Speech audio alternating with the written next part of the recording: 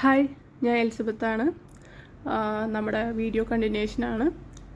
പിന്നെ പ്രാർത്ഥിച്ച എല്ലാവർക്കും താങ്ക് യു.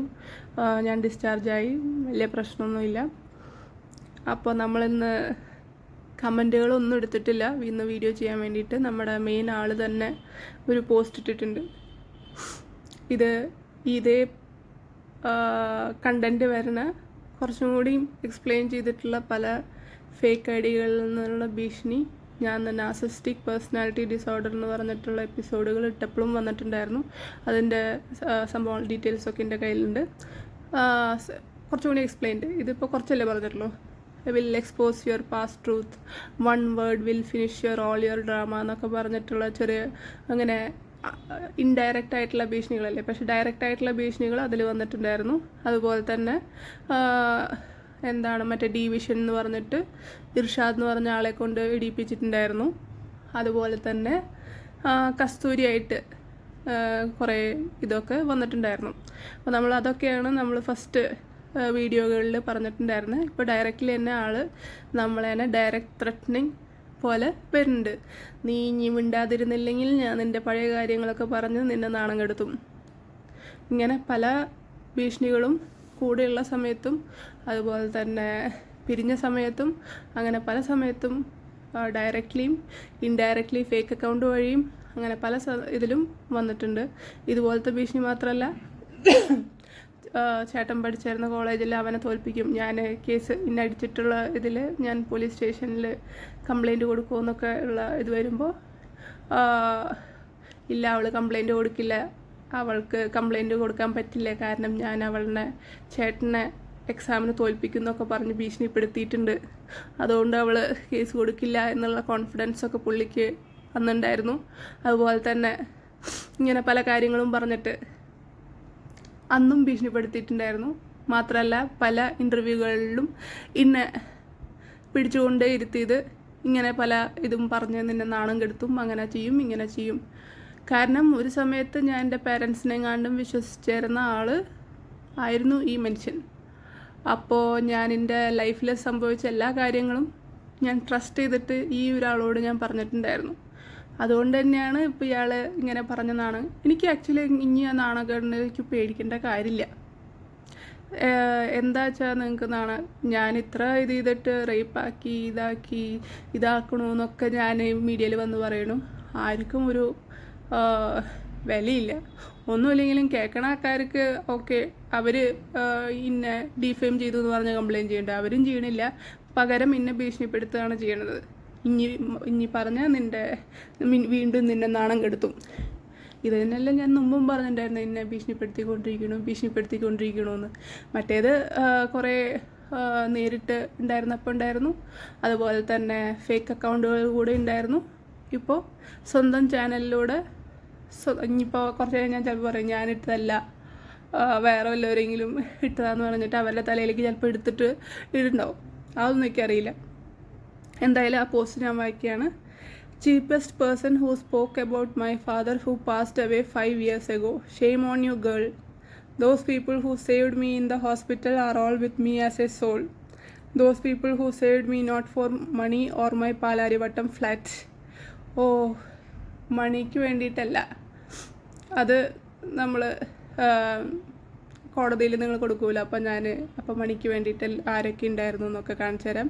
പിന്നെ പാലാരിവട്ടം ഫ്ലാറ്റിൻ്റെ കാര്യം പറഞ്ഞപ്പോൾ അതിനെ പറ്റിയിട്ട് കാര്യം ഞാൻ മറന്നിരിക്കുകയായിരുന്നു. അപ്പോൾ പാലാരിവട്ടം ഫ്ലാറ്റ് നിങ്ങൾ എത്ര പെണ്ണുങ്ങൾക്ക് കൊടുക്കുന്നതാണ് നിങ്ങൾ വാഗ്ദാനം കൊടുക്കണേ? ഞാൻ തന്നെ പറഞ്ഞല്ലോ, നിങ്ങൾ പ്രേമിച്ചുകൊണ്ടിരിക്കുന്ന സമയത്ത്, അതായത് ഞാൻ പ്രേമിച്ചുകൊണ്ടിരിക്കുന്ന സമയത്ത് മറ്റേ പുള്ളി എന്താണ് കണ്ടിരുന്നതെന്ന് എനിക്കറിയില്ല. അപ്പോൾ അങ്ങനെ പ്രേമിച്ചു എന്ന് ഞാൻ വിശ്വസിച്ചിരുന്ന സമയത്ത് അവിടെ കൂടെ വേറൊരു പെണ്ണ് ജീവിച്ചിരുന്നു എന്ന് ഞാൻ പറഞ്ഞായിരുന്നു. ആ പുള്ളിക്കാരി എന്നിട്ട് വേറൊരു റിലേഷൻ കണ്ടപ്പോൾ അവിടുന്ന് തെറ്റിപ്പിരിഞ്ഞ് പോയി എന്നും പറഞ്ഞിട്ടുണ്ടായിരുന്നു. അത് കഴിഞ്ഞ് ഇവർ ഹോസ്പിറ്റലിൽ വെച്ചിട്ട് വിളികളൊക്കെ ഉണ്ട്. അവരോടാണ് എലിസബത്ത് ലിവർ കൊടുക്കാമെന്നൊക്കെ പറഞ്ഞിട്ടുണ്ട്. ഞാൻ അവളുടെ ലിവറൊന്നും മേടിക്കില്ല, കാരണം അവളുടെ ലിവർ മേടിച്ചു കഴിഞ്ഞാൽ അവളുടെ ലിവർ മേടിച്ചു കഴിഞ്ഞാൽ ഞാൻ ഭാര്യയായിട്ട് അവളെ എടുക്കണതിന് തുല്യമായിരിക്കും. ഞാൻ അവളെ രജിസ്റ്റർ ചെയ്യാത്തത് നിനക്ക് വേണ്ടിയിട്ടാണ്, നിന്നെ എൻ്റെ ഭാര്യയായിട്ട് ഇത് ചെയ്യാൻ വേണ്ടിയിട്ടാണ്. ഞാൻ ഹോസ്പിറ്റലിൽ നിന്ന് ഡിസ്ചാർജ് ചെയ്യുമ്പോൾ നീ എൻ്റെ ഫ്ലാറ്റ് തുറന്ന് എനിക്ക് വേണ്ടിയിട്ട് വെയിറ്റ് ചെയ്യണം. അപ്പോൾ ആ പുള്ളിക്കാരി, ചേട്ടാ ഞാൻ ചേട്ടനോട് നുണ പറഞ്ഞു, എൻ്റെ ബ്ലഡ് ഗ്രൂപ്പ് എ പോസിറ്റീവാണ്, ചേട്ടൻ എന്നോട് ഇഷ്ടം തോന്നാൻ വേണ്ടിയിട്ട് എൻ്റെ ബ്ലഡ് ഗ്രൂപ്പ് O പോസിറ്റീവ് എന്ന് പറയണേ എന്നൊക്കെ പറഞ്ഞിട്ടുള്ള സംഭവങ്ങളൊക്കെ ഉണ്ട്. എന്നിട്ട് അവരോട് പറയുന്നുണ്ട്, നമ്മുടെ ആ മോൻ ഉണ്ടല്ലോ, ആ മോനെ ഞാൻ ഫ്ലാറ്റ് എഴുതി കൊടുക്കും. അവൻ കുട്ടിക്കാലം തൊട്ടിട്ട് കാണണല്ലേ, ആ ഫ്ലാറ്റിലല്ലേ കളിച്ച് വെച്ചത്, അപ്പോൾ അവനാണ്. ഇതേപോലെ ഡയലോഗ് പാലക്കാട് നിന്ന് വരുന്ന വേറൊരു പെണ്ണായിട്ട് പറയണത് ഞാൻ കേട്ടായിരുന്നു. അതായത്, നീ ഇവിടുത്തെ മുതലാളിച്ചല്ലേ, അപ്പോൾ നീ വേണ്ട ഇവിടുത്തെ കാര്യമൊക്കെ നോക്കാൻ വേണ്ടിയിട്ട്, അപ്പോൾ ബാക്കിയുള്ളവരൊക്കെ നിന്നെ മേഡം എന്ന് വിളിക്കണം, അപ്പോൾ അതിൻ്റെ ഒരു അധികാരമാണ് എന്നൊക്കെ പറഞ്ഞ് എല്ലാവർക്കും ഒരു മോഹം കൊടുക്കുന്ന പരിപാടി. അതുപോലെ വേറെ ഉണ്ട് കേട്ടോ, വേറെ ആൾക്കാരോടും പറഞ്ഞിട്ടുണ്ട് ഈ ഫ്ലാറ്റ് കൊടുക്കുന്നുള്ളത്. ഞാൻ 2 കേസ് എടുത്ത് പറഞ്ഞു എന്നുള്ളൂ, ഓർമ്മിച്ചില്ലെങ്കിൽ. എനിക്ക് പക്ഷെ നല്ല ഓർമ്മയുണ്ട്. പിന്നെ ഹൂ ഈസ് റേപ്പിംഗ് ഹൂ, ഇന്നോടാണോ ചോദിക്കണേ who is raping who? Doubt ഉണ്ടെങ്കിൽ കോർട്ടിൽ പോയി ചോദിക്കുക. പിന്നെ expose your past truth. Expose ചെയ്യൂ, ട്രൂത്ത് അല്ലേ, ഫോൾസ് അല്ലല്ലോ എക്സ്പോസ് ചെയ്യാൻ പോണേ.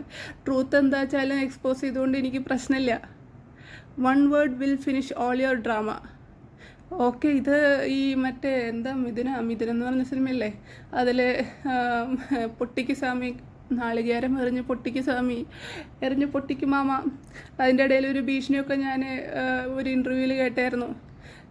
ഇനി എൻ്റെ മാമാവെ പറ്റി പറഞ്ഞാൽ ഞാൻ എല്ലാതും പറഞ്ഞ് ഞാൻ ശരിയാക്കും, എൻ്റെ ജീവിതം പോലും നശിപ്പിക്കും, മാവന് ഇത്തിരി സ്നേഹമുള്ള കാരനാണ് മിണ്ടാണ്ടിരിക്കണേ, പക്ഷെ ഞാൻ അങ്ങനെയല്ല, ഇനി എന്തെങ്കിലും അവൾ പറഞ്ഞിട്ടുണ്ടെങ്കിൽ അവളെന്നെ ഞാൻ ശരിയാക്കും, അവളുടെ ജീവിതം മൊത്തം ഇല്ലാണ്ടാക്കുമെന്ന് ഭീഷണി 2 പേരും മുഴക്കിയിട്ടുണ്ട്. അത് ഇൻ്റർവ്യൂകളിലും ഉണ്ട്, എന്താ ഇപ്പോൾ പോസ്റ്റായിട്ടും വന്നിട്ടുണ്ട്. ഇത്രയ്ക്കും ഡയറക്റ്റ്ലിയും ഇൻഡയറക്റ്റ്ലിയും ഒക്കെ ഭീഷണിപ്പെടുത്തിയെന്ന് ഞാൻ പറഞ്ഞിട്ട് ആർക്കും ഒരു പ്രശ്നമില്ല. അതെന്താ പ്രശ്നമില്ലാത്തത്? ഇപ്പം ഈ ത്രെറ്റനിങ് ഒക്കെ ഇത്ര സിമ്പിൾ കാര്യമായോ? എനിക്കറിയാത്ത കാരണം ചോദിക്കണതാ. ഇത്ര കാലം ഫേക്ക് അക്കൗണ്ടിൽ നിന്നാണ് വരണതെന്നെങ്കിലും ഉണ്ടായിരുന്നു. ഇതിപ്പോൾ സ്വന്തം അക്കൗണ്ട്, ഇനിയിപ്പോൾ എന്തെങ്കിലും ബഗ് കയറിയിട്ടാണോ ഇങ്ങനെയൊക്കെ വരുന്നത്? ലൈക്ക് അറിയാൻ വയ്യ കഴിഞ്ഞിട്ട് ചോദിക്കണതാണ്. ഞാനെന്തായാലും ഈ വീഡിയോ നിർത്താൻ പോകുന്നില്ല. എൻ്റെ പാസ്റ്റും പ്രസൻറ്റും ഫ്യൂച്ചറും, കാരണം ഇന്നെങ്ങാണ്ടും നന്നായിട്ട് എല്ലാതും നിങ്ങൾക്ക് നന്നായിട്ട് ഓർമ്മയുള്ളത് നിങ്ങൾക്ക് അതൊക്കെ നന്നായിട്ട് അറിയാം. കാരണം ഞാൻ അത്ര ട്രസ്റ്റ് ചെയ്തിട്ടുണ്ടായിരുന്നു. നിങ്ങളെന്നെ പറഞ്ഞിട്ടുണ്ട്, ദൈവം കൊണ്ടുവന്ന് തന്നതാണ് നിന്നെ എനിക്കെന്ന്. ശരിക്കും ദൈവം തന്നെയായിരിക്കും കൊണ്ടുവന്നിട്ടുണ്ടായിരിക്കുക. അത് പക്ഷെ വേറെ കാര്യത്തിനാണെന്ന് എനിക്കിപ്പോൾ തോന്നുന്നു. ഇന്നത്തെ ഇതിൽ എനിക്ക് ഇത്രേ പറയാനുള്ളൂ. അടുത്ത വീഡിയോയിൽ ബാക്കി കാര്യങ്ങളൊക്കെ പറയുന്നതായിരിക്കും. പിന്നെ വേറെ പല കമൻറ്റുകളൊക്കെ കണ്ടു, ആ കമൻറ്റുകളൊക്കെ നമ്മൾ അടുത്ത വീഡിയോയിലും, പിന്നെ അടുത്ത എപ്പിസോഡ് കഥകൾ ഞാൻ ജീവനോടെ എന്നെ ബാക്കി വയ്ക്കുകയാണെങ്കിൽ നമുക്ക് കാണാം. കാരണം ഇങ്ങനെ പബ്ലിക്കായിട്ട് ത്രെറ്റനിങ് ഒക്കെ ചെയ്തിട്ടും, ഓൾറെഡി ത്രെറ്റനിങ് ഉണ്ട് എന്ന് ഞാൻ 100 പ്രാവശ്യം വിളിച്ച് പറഞ്ഞിട്ടും ആൾക്കാർക്ക് ഇത്ര പബ്ലിക്കായിട്ട് ഇനിയൊരു അക്ഷരം നിൻ്റെ മൊത്തം ഇത് ചെയ്യുന്നൊക്കെ പറഞ്ഞ് ആൾക്കാർക്ക് പറയണമെങ്കിൽ അതൊരു ധൈര്യമാണല്ലോ. ആ ധൈര്യം എവിടുന്നാണ് വരണേന്നൊക്കെ ഇത്തിരി ബുദ്ധി കോമൺ സെൻസ് ഉള്ള ആൾക്കാർക്കൊക്കെ മനസ്സിലാവും. ഞാൻ എന്ത് ചെയ്താലും ആരും ഒന്നും മിണ്ടാൻ പോണില്ല. അപ്പോൾ അത്ര എനിക്ക് പറയാനുള്ളൂ. അപ്പോൾ നിങ്ങൾ എക്സ്പോസ് യുവർ പാസ്റ്റ് ട്രൂത്ത് അല്ലേ, ട്രൂത്ത് എക്സ്പോസ് ചെയ്യും. ഓക്കെ, അപ്പോൾ വീണ്ടും പറയണു, ഇതൊന്നും ത്രെറ്റനിങ് ആയിട്ട് ആർക്കും തോന്നിയില്ലല്ലോ അല്ലേ? ഇതൊന്നും ആർക്കും ത്രെറ്റനിങ് ആയിട്ട് തോന്നണില്ല. മുമ്പ് ഇൻ്റർവ്യൂവിൽ വിളിച്ച് എൻ്റെ മാമാവെ പറ്റി പറഞ്ഞാലെന്ന് പറഞ്ഞിട്ടൊരു ത്രെറ്റനിങ് ഉണ്ടായിരുന്നു, അതും തോന്നിയിട്ടില്ല. ഇത്ര ഫേക്ക് അക്കൗണ്ടുകൾ ഇറക്കി ത്രെറ്റനിങ് അടിക്കണത് ആർക്കും ഒന്നും തോന്നിയില്ല. അപ്പോൾ ഈ കേരളത്തിൽ ഇങ്ങനെയൊക്കെ നടന്നിട്ടും ആർക്കും അതൊരു പ്രശ്നമല്ല. ഓക്കെ, നല്ല കാര്യം. അപ്പോൾ ബൈ.